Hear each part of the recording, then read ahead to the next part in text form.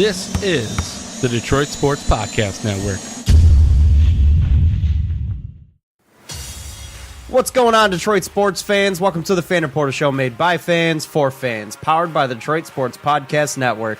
I'm Nick, and my boy Andrew sitting right across from me is going to give you this week's topics. Pistons now have lone possession of the 6th seed. Luke Kennard has caught fire, and Crain has dropped a spicy article. So we don't have any time to waste. Let's dive right in. Yes, as you mentioned, we definitely don't have any time to waste. There's a lot to get to today. I did want to first start out by saying the city of Detroit lost an icon this week, today specifically. We lost a member of the production line, a legend of Detroit hockey, and a legend of the NHL and as a whole. Legend of hockey. We'll just call him a legend of hockey. And honestly, just a legendary human being, one of the nicest guys you will ever meet off the ice. His nickname, he didn't get the nickname Terrible Ted for no reason. But off the ice, one of the nicest guys you can possibly meet. Ted Lindsay passed away, I believe, either last night or this morning.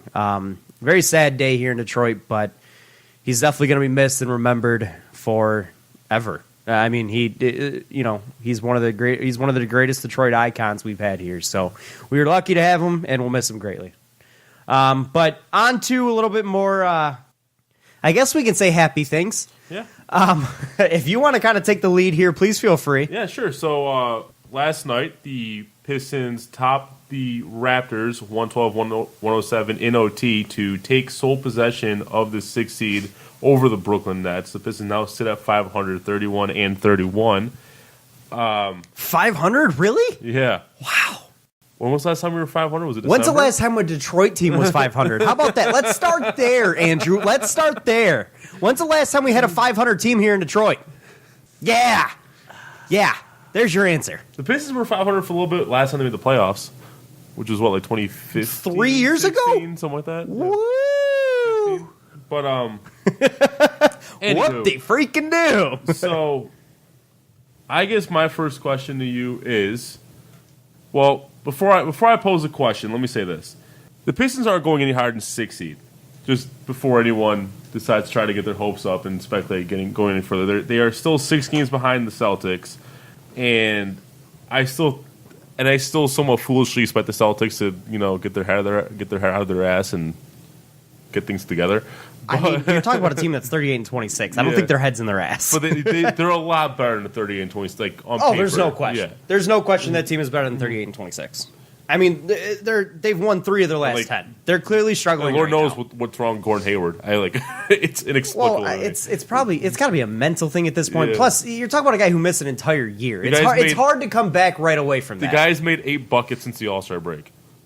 I mean, I thought he was red hot to be right after the All-Star break. What's more embarrassing, him making 8 buckets since the All-Star break, or John Lure making 1 3-pointer in the last 630? I'm going to go with John Lure, considering that's quite literally what we signed him at a $10 million contract to be here. Does he make another 3-pointer in his Pistons career? Yes. I had to think about that one. Anyway, I had to think about that one. So with the Pistons, I think hitting their ceiling as far as seeding is concerned. Do you think they hold on to it? I think it's gonna be tight because, like you mentioned, they're only a half game ahead of Brooklyn right now, and they're 2.5 a game ahead of the Magic. They're much higher than Brooklyn right now. Brooklyn's lost 3 straight. Yes, they've lost 3 straight. They've only won 4 in their last 10. Yes, so obviously Brooklyn's not playing their best basketball right now. But I don't know. You are looking at a team that throughout much of the season has been a lot better than the Pistons. However, when is Spencer Dinwiddie supposed to be back? He's back. Oh, he's back already. Yeah. Okay. Part of that could have been the absence of Spencer Dinwiddie, part of the recent slide, but I think a lot of it's gonna come down to the 2 games I believe the Pistons play against the Nets. Do the Pistons play? Pistons play 2 games against the Nets to go, right? Or they only play 1? I think they play at least 1. Let me double check. At least 1. But you're looking at some big time games coming up here. We play them next Monday. Okay. I don't recall who's got the easier schedule between the 2. I know the Pistons' schedule is pretty easy. I don't know about Brooklyn's, but we talked about Brooklyn's being harder than the Pistons' schedule. Yes, I do recall the Pistons. Well, I do recall. The Pistons are just playing better basketball right now. There's no question about that. The Pistons have really kind of hit their stride since before the All-Star break. They've kept it going since the All-Star break. a lot of players stepping up in different and big ways. I mean, Luke Kennard's gotten red hot. Which we'll get to Reggie also. Jackson had a good night last night, although he's had some very inconsistent nights. Blake Griffin's actually been quiet as of late. And honestly, Andre Drummond's playing the best basketball he's played since in his time here in Detroit. And that's why like I'm a little more positive about this is because of the fact that we're not leaning on Blake Griffin anymore. And I think that's a positive takeaway from this win streak. No matter where we've got a bench. Yeah. We've got a bench that's able to put some points up. No matter where we land at the end of the day, at least I'm starting to see the true skill of some of these players, the true grit, the true potential of some of these guys not named Blake Griffin. So right. You're starting to see some productive basketball from other members of this team, whether it be Wayne Ellington's had some flashes. He's been improving now. You've had Ish Smith have a couple of games here He's and been there. surprising defensively, Wayne Ellington. Yes, he has. I did not realize he was. Yes, he has. You've had Luke Kennard just be absolutely lights out lately. I mean, did you see the shot he pulled up from the other night, or was that was last night, wasn't it? Where he pulled up? Yeah. No, that was 2 games ago. 2 games ago, where he pulled up from damn near the logo. And you've got Drummond. That was the game where he went 7 of 8 from 3. Right, and then you've got Drummond playing probably the best basketball he's played since he's been here in Detroit and in the league, technically. I mean, you're finally watching a team play basketball. You're not watching a man in Blake Griffin play basketball. This is the first time we've really seen some team ball from the Pistons all season long, and it's honestly coming at the right time.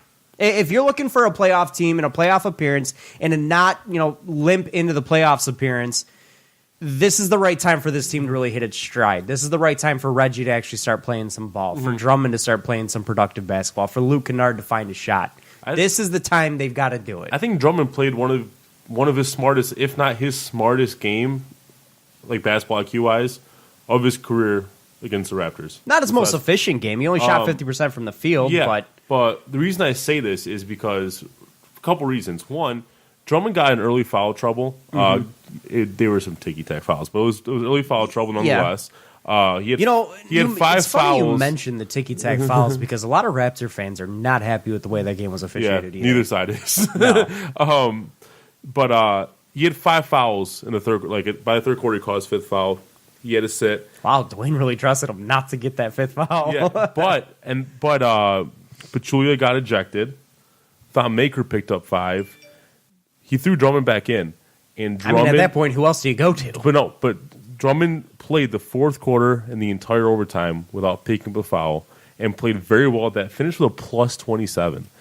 I was very impressed because they were attacking. That's an impressive game from attacking him too. They were trying to get the Raptors were trying to get that last foul out of Drummond. Why wouldn't you? Yeah, exactly. At that point, you're down to 2 centers.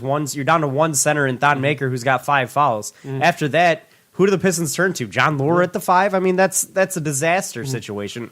Out there. I know Jonas Valanciunas isn't he's gone. I know Marc Gasol isn't what he used to be, but still, for him to defend Marc Gasol that effectively, who's also one of the more intelligent players in the league and knows how to force people into some foul situations. I mean, at the end of the day, Marc Gasol only made 2 shots in the night. Right. Like, for him to be able to defend Marc Gasol that effectively and not pick up a foul, I was very impressed with the defensive performance of Drummond. So. Right. No, absolutely. It was very smart on his end. Very smart basketball on his end. But, I mean, all across the board, the team played very solidly against the Raptors. Granted, you are talking about a Raptor team without Kawhi Leonard. I know that they are 13-5 without Kawhi on the season. However, you can't honestly sit here and tell me that the Raptors are better without Kawhi than they are with him because there's no question in anybody's mind that they're a better team with Kawhi Leonard. He's one of the 5 best players in the league. But I also argue this is a good win, though, either way.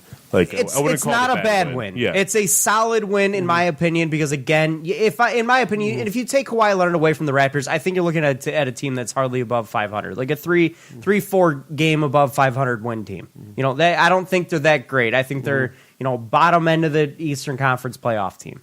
They're still an above 500 team. They're still a good team. That says something for the rest of the roster. If you take their best player away, they're still above 500. Oh, absolutely. Yeah. They're a very, very deep team. Before you think we're sliding the Raptors at all. Right. They're a very deep team. Yeah. There's no question about it. And they're very well coached as well. Even though they lost Dwayne Casey, the coach of the year, the guy that they brought in hasn't exactly taken too much of a step back for them. So that's going to be my next question. And this is straying a little bit here, but if the Pistons were to hold on this 6 seed, and let's say just by fortune, Pacers held on that third team. Yeah, okay. No, this is more of a. This is more of a joke. That's honestly that's a funnier joke than the Pistons passing the Celtics. Would you let me get to it? It's the is it the Raptors themselves that have a pedigree choking the playoffs, or is it Dwayne Casey? Would you expect the Pistons to just? I guess we'll find out this year. Okay. Let me preface this by saying I cannot sit here and tell you in March of 2019. That the Pistons are a better team than the Pacers without Oladipo. I cannot tell you that. Do I think they are? So, like, the Pacers are... Wait, repeat that. I'm sorry. I cannot tell you the Pistons are a better team than the Pacers are without Oladipo. I cannot tell you that. Okay. Do I definitively? Mm-hmm. Do I think they are? Absolutely. Yeah. Go look at the Pacers' last 20 games. But yeah, you can't prove. Obviously, you can't prove that. But go look at the Pacers' last 20 games. Everybody's saying, "Oh, they're hanging around." Pacers in their last 20 games have 2 wins against teams above 500. One against the Raptors in the game Oladipo got hurt. The second one was against the Clippers post deadline, where they traded everybody away. They've got losses against teams like the Mavericks, the T-Wolves. Bad losses. Hey, they lost to us. They have no wins against a playoff team, not named the Clippers and the Raptors in their last 20. This is a fraudulent basketball team at the 3 seed. Fraudulent. They're not that good. And their schedule the remainder of the way is brutal. And I mean brutal. And they only have a half a game on the Sixers. They play a top 5 team in each conference in 10 of the remaining 18 games. Yeah, 10 of them. They only have a half a game on the Sixers, so your likely matchup if you hold on that 6 seed is the Sixers. That's your likely matchup. So, I'm telling you right now, Boston passes that Pacers team. You think so? Yes. I'm looking at the Pacers going about 7-11 the rest of the way. And that's with them splitting against Detroit. So the Pistons have to make 4 seed to play the Pacers? Yes. Doable. All right. They are currently 7.5 games back of that. I don't see that happening. There's 18 to play, sir. Actually, I think they've got 20 to play. 8.5 games back of that, actually. 8.5, you're right. I believe the Pistons think we have 20 to play. Yes. Yeah. So that Pacers team is not holding on to that 3 seed. They're going to the 5. They're going at worst, or at best, in my opinion, they're a 4 seed. At best. So the Pistons would have to jump the Celtics to get to them in the playoffs, and I don't see that happening. So I think the dreams of us playing Indiana, which I would tell you are the Pistons' best shot of winning a playoff series, or a playoff game or two in my mind, are against the Pacers. I think that dream's dead. Okay, I want to play a little playoff roulette with you. I'm going to give you the team. I want you to tell me how many. I brought you the receipts on them Pacers. I'm going to tell you how many games we win. Okay. You're going to give me all 20? No, not all 20. I'm just going to give you the top 5 teams in the East. Okay. All right, so Milwaukee. Yep. Wait, what? Milwaukee, how many games we win? If we drop to 8th seed and play Milwaukee, how many games we win? 0. We haven't beat them once this year. I'll agree with you on that one. Raptors, if we somehow do the Raptors, drop to 7th seed, do the Raptors. Does Kawhi play? I'm assuming so. 1. 1 game. You give us 1. All right. If we do this, if we say it's 6 and do the Sixers at 3 seed. 1. 1. I think we won a home game. Okay. And if, again, I'm not going to pretend that we're going to play, because both these teams seem pretty unlikely, but if we play the Celtics. 1. 1 game against Celtics. Yep. And then the Pacers, if we somehow play the Pacers. I mean, if we, I don't see any logical scenario where we play the Pacers anymore. Pacers a series that goes to 6 or 7. I can actually see the Pistons winning that series. I'll agree with you there. So it's either swept against the Bucks, any other team 1 win, Pacers possibly win. Mm-hmm. Interesting. I won't disagree with you there. I think, given how the Celtics are playing, I think you might be able to take 2 from them, but. I definitely. I think playoff. I think playoff likely, Kyrie is one of the best offensive players in our basketball game, and I don't think the Pistons have an answer for that. I think he will average 30 points in that series, much like he did against. Reggie's the greatest defender, and exactly. We're going to try Ish all day, nope. He'll get destroyed. Play Bruce Brown defensively. Switch. Okay, then everybody else kills you. Yeah. Jason Tatum puts up 20. Horford puts up 20. Jaylen Brown puts up 20. And the Bucks, you literally have no one's going to match up with Giannis. Nobody. 0 people. What, you put thought on him? I mean, yeah, maybe. Honestly, not that crazy. It's your best option. He's 7 feet tall. He's got long as shit arms. I mean, not that crazy of an idea. Does he have the speed? No. But you know what? He's got the length. Matchup wise, Raptors might be the best team you match up with. You know what is a wild statistic to me that just tells you how good the Milwaukee Bucks are? They've lost one game against their own division all season. One. And on top of that, they've lost 5 games the entire year at home. 5. Yeah. That's ridiculous. That you could honestly consider. You think about their division, though. Their division's us. I know. The Cavs, the Bulls. You can honestly look at Milwaukee as almost as unbeatable as you can get at home. Who's the one good team that beat the Pacers? Probably beat them once, maybe. I don't know. Maybe.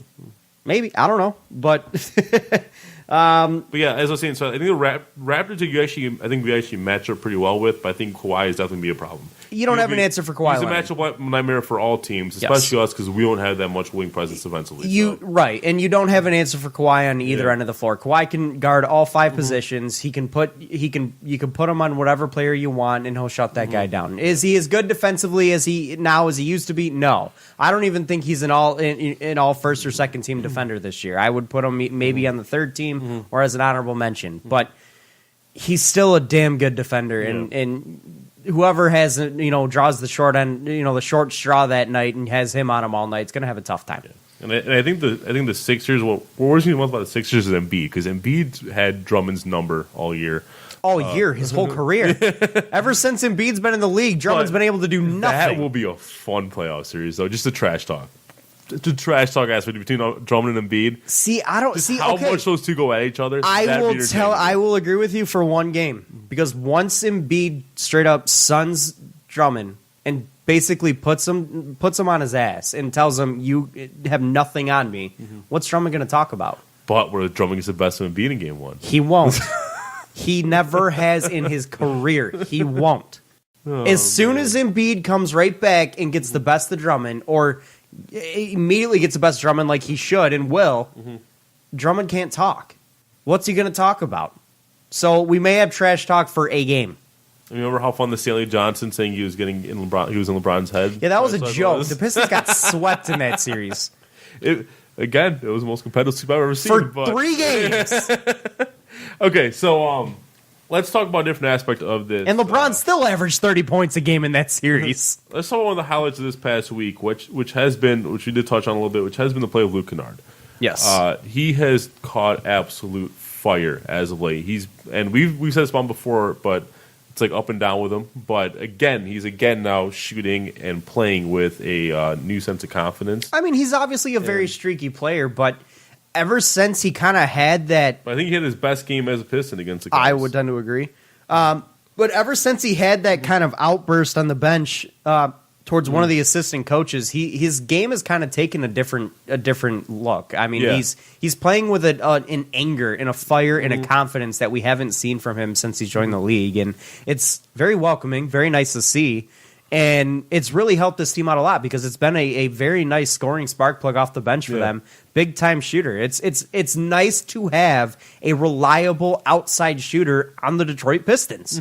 Something we haven't had since Chauncey. I mean, don't tell me Josh Smith was a reliable outside shooter. Walter Herman. Wasn't he the guy that... No, that was... I was going to say, he was the guy that had the ponytail, right? Or was that Luigi Datome? Datome also had long... No, Datome was the Italian stallion. That was the guy we brought over. Dude, I remember when we got Datome, because I had seen highlights from before we signed him. And the dude was like... At least in the highlights, the dude was a beat. Like, he was lights out. And so was Darko. and it just... Except nobody ever watched him in a 5-on-5. So why did we draft him? And can I get names of NBA of Pistons players nobody cares about for 500, Alex? But the difference between Darko and Datome was Datome was actually like an Italian League MVP. So like he was highly scouted. Ooh. He was highly scouted. There were a lot of teams vying to sign him, and the Pistons grabbed him, and I was excited for it, and then it went. So yeah. Yeah, that project went well. Speaking of projects, you see Ellenson's actually playing pretty well over in New York. Yeah, we're gonna get that. We're gonna get that later. Cast. We're gonna do like a where are they now kind of thing. Okay. Breaking news: NBA has fined Zaza Pachulia, $25,000 for verbally abusing the ref and not leaving the court in a timely manner. I hope he does it again. The officials in the NBA this year have been terrible. They've been terrible. But they deserve a tongue lashing. It was bad. Like, he was not getting the call, like any calls on that. Well, nobody was. I'm watching that game. The game was officiated very poorly for both ends. Both teams had a right to be upset. Yeah, both of them. Not denying that at all. But anyways, I want to talk about real quick about this Blake Griffin quote. Because we have we've been pretty vocal on this show how we'd rather this team just try to bottom out, get a high draft pick, and just start rebuilding, rather than try to compete for a playoff spot. But then, right, because it's 2019 in the NBA, and you have no shot at the title. So, but, since we're on this ride, we might as well buckle in at this point. But Blake Griffin came out with a quote saying, and this quote is courtesy of Bleacher Report, being in the 6 or 7 seed is absolutely nothing to be proud of. We tricked off 2 months of basketball. He's right. You're talking about the Eastern Conference here. Mm-hmm. We're not talking about the West where it's ultra competitive. You're talking about the Eastern Conference where a 500 team that just got to 500 and has been under 500 for much of this year is the 6th seed. You're not even playing winning basketball. Mm-hmm. What's there to be proud of right now? They did. They screwed off 2 months of the season. Mm-hmm. December, they were god-awful. January, god-awful. And I believe he mentioned that, too. I believe he mentioned that they were god-awful in those 2 months. What's there to be proud of for this basketball team this year? Yeah. There's not much. There's something to be proud of for the last 3 weeks of their play. But this team hasn't been good all year. This team gave up 2 months of basketball and said, whatever. Mm-hmm. There's nothing he's right. They shouldn't be proud of a 6th seed in the East. Again, you could be a bad basketball team and make the playoffs in the Eastern Conference. The Orlando freaking Magic are a playoff team. Yeah, and the only reason we're rooting for them right now is because of the fact that there's no point rooting for we have no other option. Yeah, we can't root for the tanking anymore because that's been thrown out the window. We're not tanking's not going to get us anywhere at this point. So is there still a chance they could end up in the lottery? Yeah, if you don't technically, mathematically, yes, but I don't think it's going to happen. You're literally 2.5 games out of the lottery. I think it is.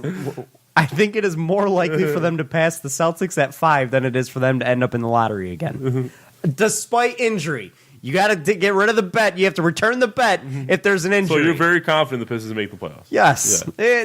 They've got a hell of an easy schedule to go. Yeah. They're playing good basketball. No, I agree with you. The Hornets suck. The Magic suck. The Nets haven't been playing well. The Heat suck. What's threatening them right now? Injury. Their own play. That's it. They control their own destiny. I'm not worried about it. Do you think the Pistons can outpace the Pacers by 10 games the rest of the way? By 10 games? Well, no, I don't, sir.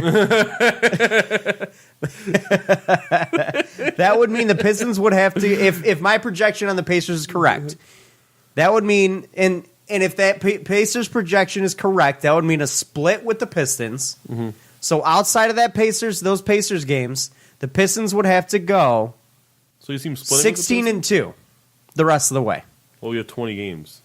Outside of those 2 games. Oh, outside of those 2 games. Where we split with the Pacers. And yes, I do have the Pacers splitting with the Pistons the rest of the way. Mm-hmm. That's part of that 7-11 I gave. Mm-hmm. 1 at home, 1 on the road, I believe. I think it's a home and home. I would even argue 6-12 when we beat them both times. I think it's more likely they lose other games than both of those. Because, the Pacers game the Pacers game we played a couple weeks ago or last week. I think it is more likely that they lose other games in that 7 than I know. Than both of those. But I'm saying it was a close game on paper, but the Pistons had that game controlled the whole way. It was just wonderful. I can almost guarantee you a split in that game. Closed in on them at the end. I can almost bet a split in those games. I'm fairly confident in that. I don't think the Pistons are that much better than the Pacers, as is.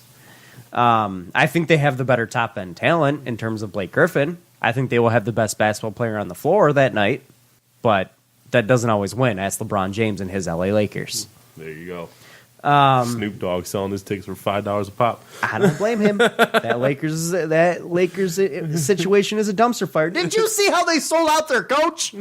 Yeah, he's going to be gone. How in the hell? It's been going on. If you are Luke Walton, you saw the report that came out today that they are expected to fire him at the end of the year? Yeah. How in the hell are you showing up to work tomorrow? That's what I'm saying. I'd say, all right, peace out, have fun. Screw you guys. You're expected to get fired at the end of the year? Yep, peace out, I'm done.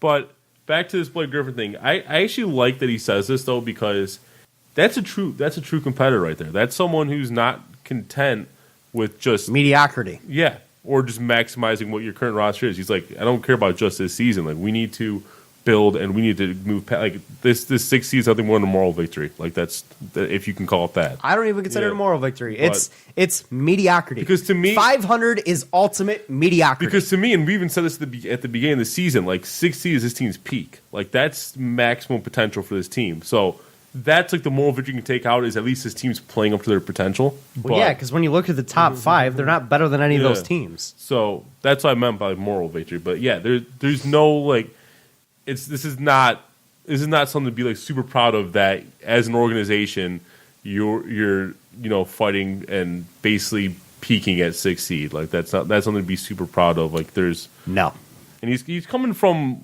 what was a winning organization when he was there in the Clippers. He was an eternal 2, 3, 4, 5 seed in LA. So, and I hope that mentality continues to rub off on this Pistons team, and something changes this offseason. I do too. Moves, I hope it rubs off in the whole organization. I hope Tom Gora starts looking at this and saying, hey, maybe our roster's not good enough. Maybe we need to change some things. I hope the front office says, look, we need to get players here. We need to find a way. Find a way. If we need to trade a big-time asset to get some other guys here, do it. Yeah. Find a way to make this team better. This team is ultimate mediocrity right now and has been for how long now? If not just outright bad, even though they're trying to be good. That's even worse.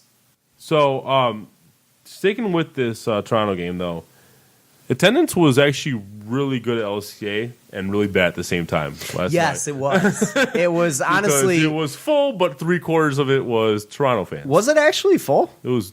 From the pictures I was seeing, the place looked full. I saw reports that that it wasn't that full. Let me see if I can get an official attendance. Granted, that is always a lie. You can usually divide that by. You can usually take about 25% of that number away. Like I'd be pretty comfortable saying like it was at like 80% capacity last night at least. Fair enough. Fair enough. In a post-game interview with Johnny Kane and some other people in the locker room, but Johnny Kane I believe was the one who asked the question. Drummond and here's a quote from the interview. He said, good road win, he kidded. I've never seen that many Toronto fans come up in the building before. And then he went on to say, I doesn't give the rest of the quote here, but he went on to say that he props to the Pistons fans that did show up.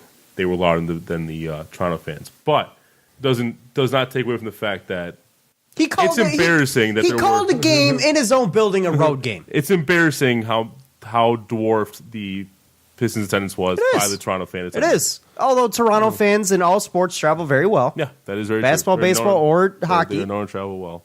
However, what's the number one rule about being a player on a Detroit sports team that we have learned over the last probably decade or so? You do not, and I repeat, do not call out the fans without some kind of earned respect or clout. Several examples on multiple different teams. I'd even argue no matter what, you don't call out the fans. But yeah, I think you're right. But several different instances have we seen a Detroit sports athlete call out the fan base and gotten a very quick ticket out of town. Joe Nathan, where's he at now? He called out the fans. Hell, he flipped them off. Eric Ebron, where's he at now? He's called out the fans. Hell, he's still in Indy calling out the fans like we're his, clingy ex-girlfriend. Miguel Cabrera did it. Fans want him gone. You know what Eric Ebron said about the linebacker 40 times in the combine? He's like, shit, I got to put down the honey.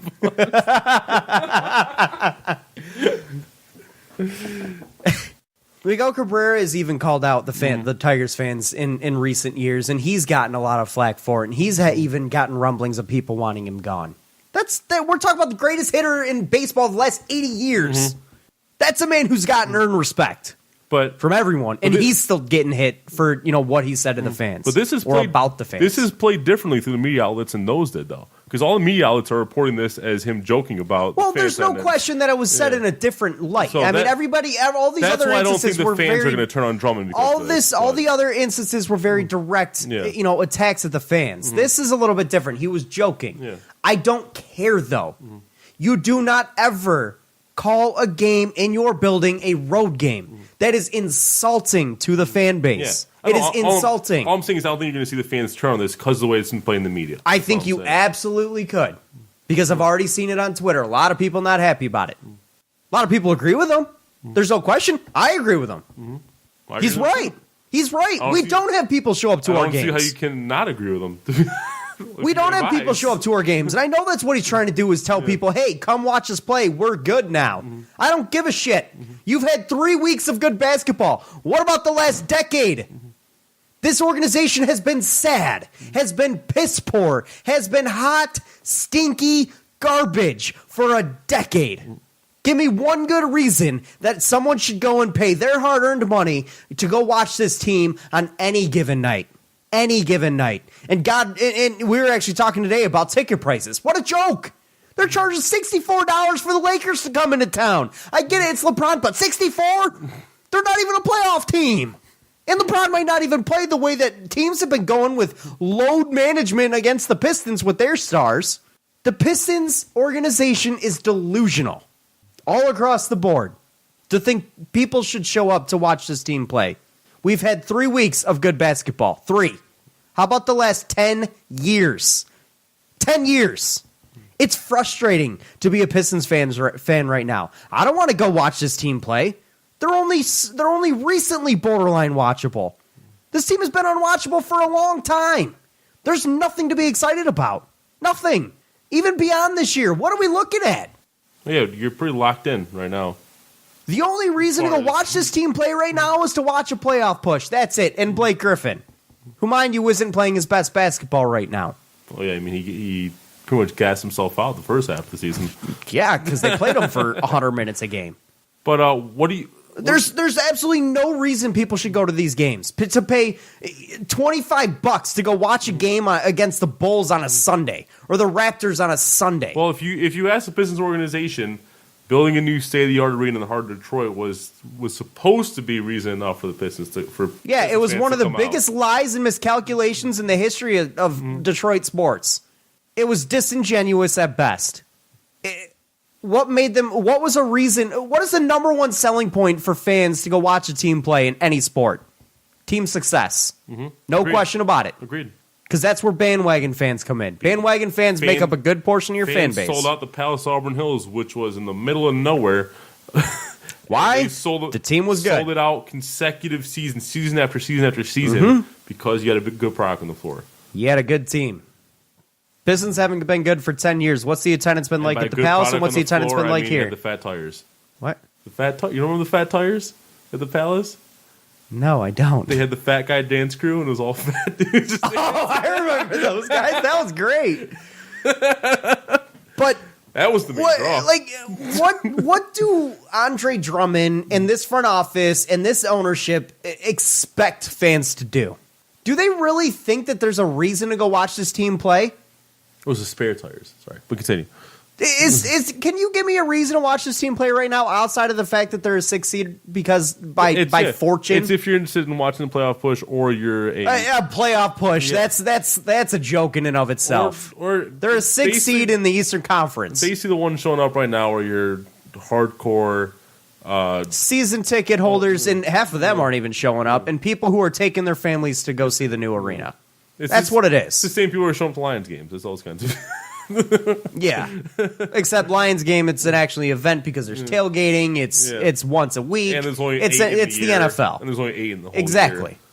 There's no reason for a fan to go pay their hard-earned money to go down to downtown Detroit, pay another $20 to park, if not more. If you park at LCA, it's $40. That's why the nosebleeds are often so full, but the lower level often looks so empty. Yeah, because nobody's going to pay any kind of money to watch this team. Nosebleeds are only seats that are logically worth buying on weeknights. On weekends, most are still over $20, and this team ain't even worth a 10 spot. I honestly, Tuesday night games that they're charging $5-10 for, you may as well go to your local car dealership or Little Caesars. There you go. May as well go to your local Little Caesars and give them away. Because who the hell's going to play? Who the hell's going to those games? I'm not. I got better things I can think of doing on Tuesday night. Hell, I'd rather do the dishes. I'd rather do my laundry. It's delusion, is what it is. Andre Drummond has no right to go out and call the fans out for anything. I get it, he was joking. But he still has no right to even mention anything about a game in their house being a road game. No right. Man has not earned the respect. He's played nothing but garbage basketball since he's arrived in the league. Numbers will tell you otherwise for the most part, but the winning doesn't. Anyway, tried to give you a nice segue, and you brought it back to the original topic. So. Oh, I'm not done. I'm not even done with it. I'm not even done with it. It's. You want to talk about, when they built the arena. I sent you the alley, and you got shot clock. I know, but when they built the arena, I'm a little bit upset about Andre Drummond saying what he said. Is he right? Yes, and I know he's joking, and I know I'm playing it up a little bit here, but at the same time, he's got no right.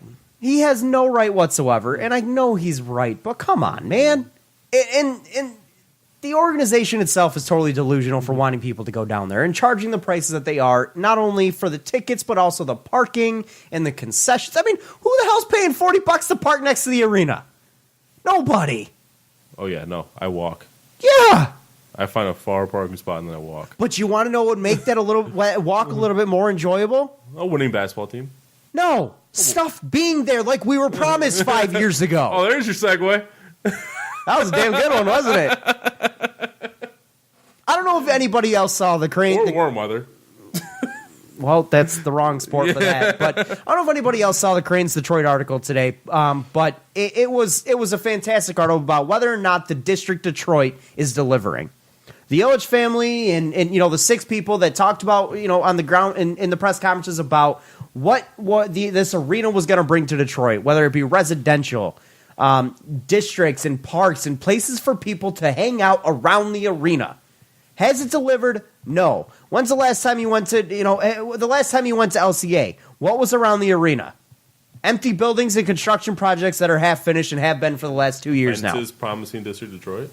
Exactly. That's it. Nothing has delivered. Nothing. Go behind the arena. Oh, God, it's even worse. Oh, no, when you go to LCA, you go to LCA, you hang out in LCA, and then you leave. And go somewhere else in Detroit or go home. Like go Greetown or something. Yep. But that's not what we were promised. Mm-hmm. We were promised District Detroit. We were promised, I believe it's called Wildcat Corner next to Comerica Park, which is just down the road. Mm-hmm. We were promised a total revitalization of northern Detroit. Mm-hmm. A connection between Midtown and downtown. And we've gotten none of it. It was another reason why them saying that coming down to LCA for the Pistons was something that will increase ticket sales was a lie and disingenuous at best.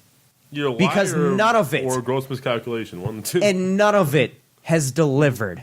None of the promises we were given. I get it's only been 2 years since the arena's been open, but how long does it take for a development to go up? 12 to 24 months? What does 24 months equal? 2 years. And the finances around the whole thing, they have not been able to refinance themselves at all. What was the time frame the Ilitches gave, or Olympia gave for... They didn't give... I don't think they really gave one. They just... As far as I recall, I believe they said 5 years, but that press conference was 5-6 years ago. Granted, I know that's just a press conference, and that means nothing. That's no deal on paper. But looking at the finances... 2 years ago now? But even... So this is the 3rd year of LCA, yes. Yeah. Looking at the finances surrounding the whole thing, the arena has not been able to, none of what they've been able to, they had a whole refinancing plan for it to be able to go, for them to increase what? This is the 3rd year, I thought. I think it's the second. Is it the second year? Yeah. Okay, it's 2nd year of LCA. But they had a whole plan and agreement, and I'm, I'm not an expert on it, but they basically we're going to refinance everything with the project's own money to pay back the taxes and be able to build the projects around the arena. That was what was going to fund the projects around the arena, and they've gross miscalculated all of that, and the finances just aren't there. I don't know what is going to end up being there, but it certainly isn't what they promised. I'll tell you that right now. We've been I agree. promised several things in the past of what this arena is going to bring to the city of Detroit, and it's brought none of it. It's delivered almost none. We've got the tiny little area outside of LCA that's kind of fun and exciting every now and then. They got some cornhole boards. They got 2 cornhole boards for 20,000 people. That's funny. They've got the big screen for when the Pistons are in big playoff games. Yeah. Oh, wait. And the Wings are in big playoff games. Oh, wait. And when the arena's full and people are in standing room only outside. Oh, wait. The arena's never full. And never, has that arena ever been full for anything but a concert? Because I don't think so. It wasn't even full on opening night, damn it. Have we had a sellout crowd? I don't think so. I don't know about the Red Wings. I'm talking about the Pistons. I don't think so. I don't even think their home opener in the building was a sellout, and we were there. It was almost a sellout. Dude, they'll tell you they sold out tickets all over the place, I promise you. I mean, we've been promised so much regarding this arena. That the concourse would be great. And honestly, the arena's a little bit underwhelming as it is. Concourse is nice. The arena's nice. It's $1 billion arena. I want better than nice. I want something revolutionary. I want state of the art. Zip lining across the concourse. No. It's just nice though. It's not state of the art. There's older arenas that are better than this one.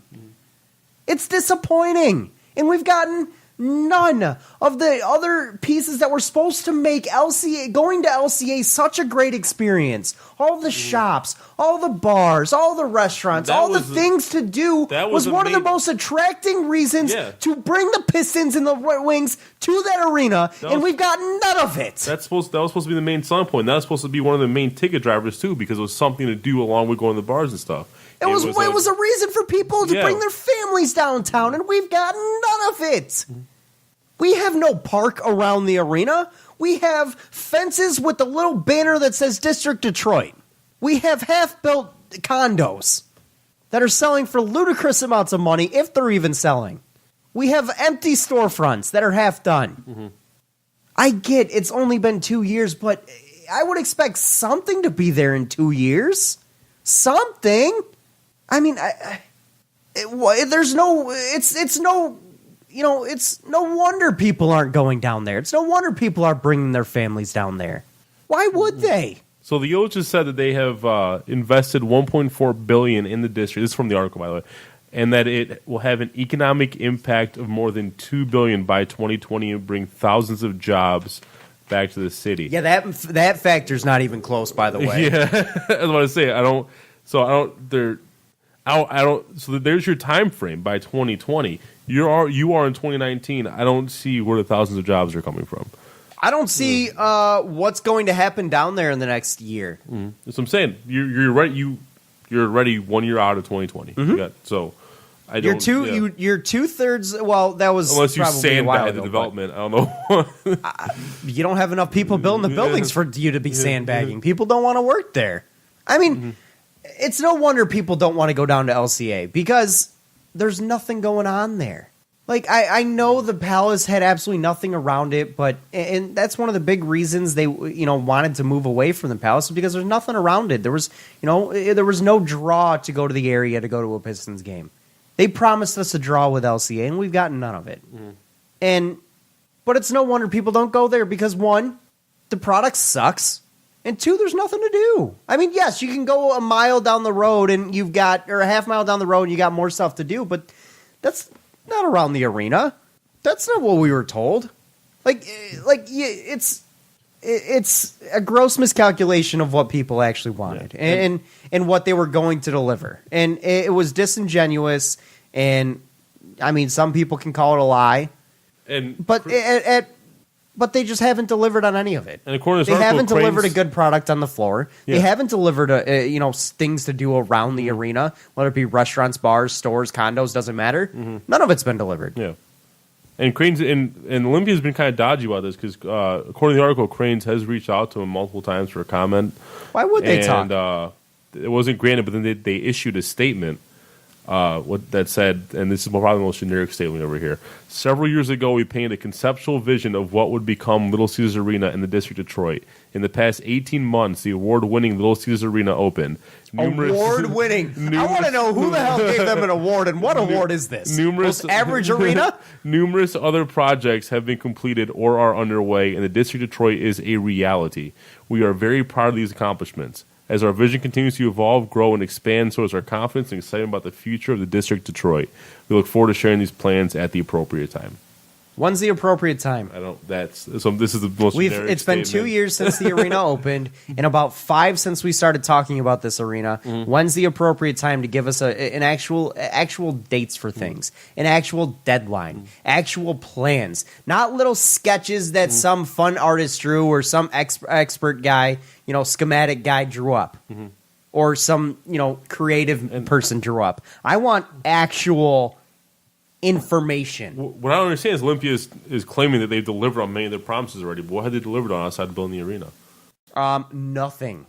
Starting projects around the arena. Yeah, they've got the one building off to the side of the arena that's being built, I believe, for condos. It's not done yet. It's been being built for how long now? The Pistons practice facility is still being built. I work right outside of it, so yeah, still building that.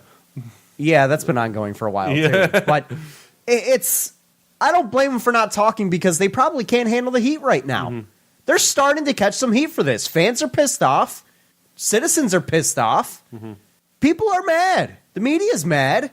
I'm mad.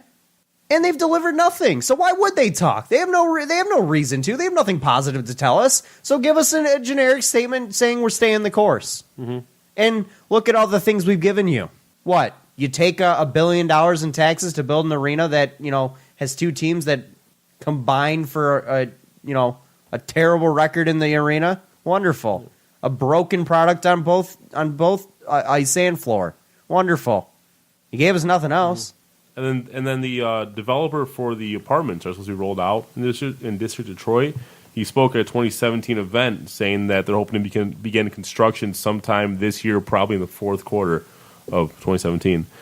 He also said it's a complicated deal to finance, and we've had to work through and jump through some extra hoops. We think we're on the right track. It just takes a minute. We're in 2019 now. We are well past the fourth quarter of 2017. Yeah, and I don't think those have been started yet. I don't know if they've been started. If they have, they're in the very beginning stages of them. It's been a minute since I've really been over there. But whole thing's kind of frustrating because a lot of this is coming out of the pockets of the citizens of Detroit, and they're getting none of the return here. They're getting none of this back. How long until they get to enjoy the fruits of what they're paying for? Well, the developers, particularly Kruger's company, they actually bolted before agreements were finalized with Olympia in that fourth quarter. They what? They bolted. They pulled out. Oh yeah, that's right. Yeah. But I was saying, you would have expected them to strike a deal with a different development company. But I don't think anyone wants to work with Olympia at this point. So what? So I guess my question to you is: are we eventually going to see the District of Detroit become reality at some point? What is your definition of District Detroit? The way it was marketed, the way it was announced. It will never happen. The way it was drawn up in the it will pictures never that were happen. shown. I can almost guarantee you that it will never happen. We will never see the District Detroit that was promised to us. We will get a half-assed version of it. Mm-hmm. We will get a quote-unquote District Detroit. Let's break it down. But we will not get what we were told. Will we get bars and shops? I think there will be a couple that open up down there. Apartments. I think there will be a little bit there, yes. Hotels. No. Dude, if they were going to build a hotel that had any kind of size, you'd have seen cranes down there. You'd have seen you would have seen construction crews and big construction crews down there. And that's key to, if you want to be holding events in the city, that's key to have those hotels there. I mean, I get they're revitalizing a lot of the hotels in the area, but not there, but they are revitalizing some hotels in the area. But I mean, the District of Detroit that we are going to get is going to be nowhere close to what we were promised. Are we going to get all these parks and hangout spots and places for people to go and hang out? Even if they're not going to the game, they can go still go down to District Detroit and have a grand time with your family. No, we're not getting that. That's a delusion. That's an imaginary thing. You're not going to get that. You're going to get exactly what's going on around Comerica Park. A parking lot here, a bar here, a restaurant there. People don't go down there to hang out for other reasons than a concert or an outdoor concert, I should say, in the venue like the Downtown Hoedown or Tiger Fest or, when the Tigers opening day. People don't hang out down there for other reasons. Yeah. And around Ford Field, what's there to do? I mean, you're going to get the same mold that we've gotten with all of our other arenas. You're going to have just an arena sitting in the middle of Detroit. And that's what it's going to be. We're not getting all this fancy stuff. We're not Chicago. We're not New York. We're not LA. We're Detroit. And the people that promise us the things that can make us closer to those cities aren't delivering and never have. Do I think the Illiches and Dan Gilbert and all parties involved have done a lot of the good things for Detroit? Yes, there's a lot of credit to be given to them. A lot. They've been massive parts of the revitalization of our wonderful city. But they massively underdelivered on this. Massively. No, I agree. And it's disappointing. And it's very disappointing. And because of that, there's no... the growth of the city and the franchises invested in this. So. It continues a revitalization of what once was one of the best cities in the country. And it's no wonder people don't want to go down there. Yeah. I don't blame them. It's no wonder people don't pay to go see the teams play. And I don't blame them. Product sucks, and you got nothing around it. So on that Debbie Downer note... Yeah! I think that about does it for us tonight. That was... Yes, that does close it out for tonight. We thank you guys for listening. Definitely check out our live show, www.twitch.tv/thefanreport. That's always a grand time. We always like to break things down quite a bit on a national spectrum. Yep. Follow us on Twitter @RealFanReport. Give Detroit Sports Podcast a follow as well @Detroit Podcast, and check out some of their other shows. I know they got some good products out there. But we thank you guys for listening. We hope you enjoyed it, and we hope you didn't get too down about the state of our organizations. But there were ups and downs in the there mood was just on some things. show. There were just some things that kind of upset me today. Yeah. I was in a fiery mood today. That's all. So, but we thank you guys for listening, and we'll be back next week. So, thank you guys again, and have a good one.